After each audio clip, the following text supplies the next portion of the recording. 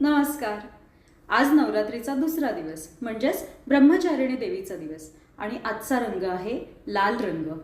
लाल रंग म्हणजे शक्ती, धैर्य, आत्मविश्वास, आवेग आणि सामर्थ्यवानाचं प्रतीक आहे. हा रंग आपल्याला ऊर्जा देतं, शक्ती देतं.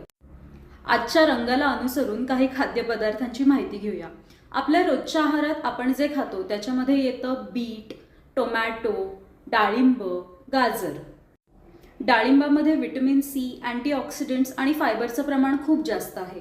याच्यामुळे आपली इम्युनिटी वाढणे, आपल्याला चेहऱ्यावर ग्लो येणे आणि हायड्रेशनच्या जर काही तक्रारी असतील तर त्या कमी व्हायला निश्चित मदत होते.